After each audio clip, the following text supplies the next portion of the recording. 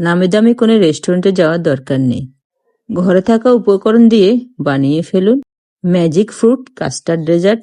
আসসালামু আলাইকুম everyone, welcome to cooking network. এখানে কিছু সাবুদানা আমি 2 ঘন্টার মতন ভিজিয়ে রেখেছিলাম।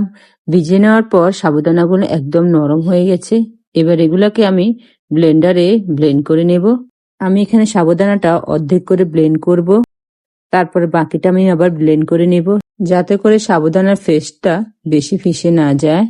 আমার ব্লেন্ড করা হয়ে গেছে। আর সাবুদানার টেক্সচারটা কিরকম হয়েছে দেখতে পাচ্ছেন, বেশি মিহি না আবার দানাদারও না। এই সাবুদানা দিয়ে আমি ছোট ছোট কিছু বল বানিয়ে নিব। তার জন্য আমি হাতে কিছু তেল লাগিয়েছি।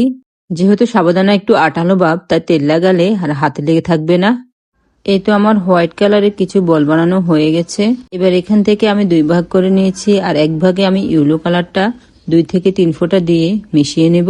আপনারা আপনাদের পছন্দ অনুযায়ী কালার মেশাতে পারবেন, এখানে কোনো অসুবিধা নেই। কালার ছাড়া কিন্তু এই বলগুলো বানানো যায়, তাতে হয়ে যাবে। এবার এখান থেকে কিছুটা নিয়ে আমি ইয়েলো একটা বল বানিয়ে নেব। এবার সাবুদানার আরেক ভাগ রেখেছিলাম। এবার এখানে আমি 2 থেকে 3 ফোঁটা পিঙ্ক কালার এখানে ব্যবহার করব। এবারে পিঙ্ক কালারটা আমি হাত দিয়ে আবারও একটু মিশিয়ে নেব। এবার এখান থেকে আমি কিছুটা নিয়ে আবার ছোট ছোট করে পিঙ্ক কালারের কিছু বল বানিয়ে নেব। যখন আমি এটা প্লেটে সাজিয়ে নেব তখন দেখতে পাবেন কত সুন্দর লাগবে ম্যাজিক বলগুলা। এবার এখানে কিছু পানি আমি আগে থেকে বসিয়ে রেখেছি। পানিগুলো যখন ফুটিয়ে উঠবে তখন এর মধ্যে আমি এই ম্যাজিক বলগুলো দিয়ে দেব।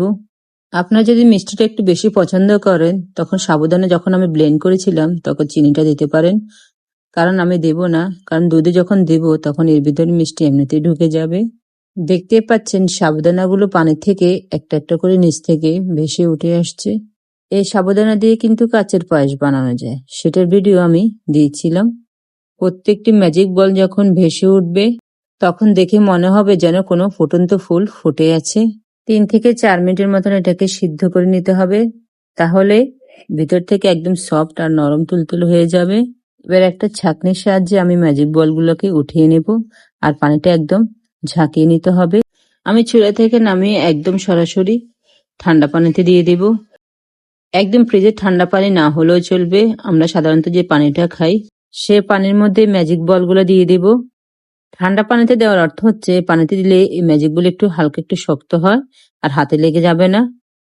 এখানে আমি লিকুইড গরুর দুধ নিয়েছি, আর এই দুধের মধ্যে আমি 3 চামচ দিচ্ছি চিনি, 2 চামচ দিচ্ছি কাস্টার্ড পাউডার, এবার দিচ্ছি 2 চামচ গুঁড়ো দুধ। চুলার আগুনটা কিন্তু নেভানো আছে। সবকিছু দিয়ে তারপর আমি চুলার আগুনটা ধরিয়ে দেব।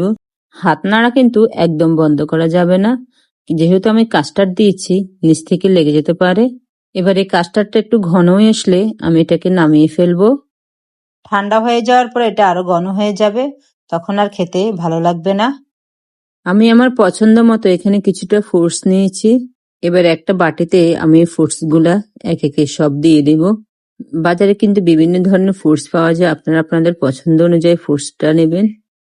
যেহেতু রমজান একদম শেষের দিকে, আবার ঈদও চলে আসছে, তাই ভাবছিলাম ঠান্ডা কোনো ডেজার্ট বানিয়ে আপনাদের সাথে শেয়ার করতে।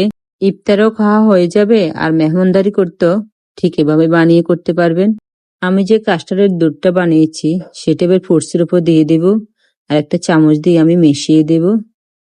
আর এটা খেতে কি যে ভালো লাগে, যখন বানিয়ে খাবেন তখন বুঝতেই পারবেন।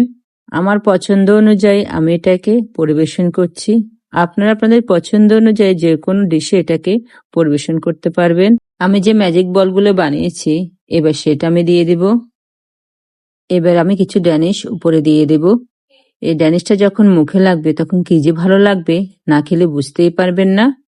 আজ এ পর্যন্ত, সবাই ভালো থাকবেন। আর নতুন কোনো রেসিপি নিয়ে আবারও হাজির হব আপনাদের সামনে। আর আমাকে লাইক সাবস্ক্রাইব দিতে ভুলবেন না। আল্লাহ হাফেজ।